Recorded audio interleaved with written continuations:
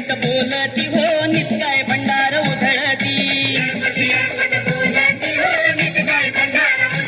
सावन नवलख पायरी गळा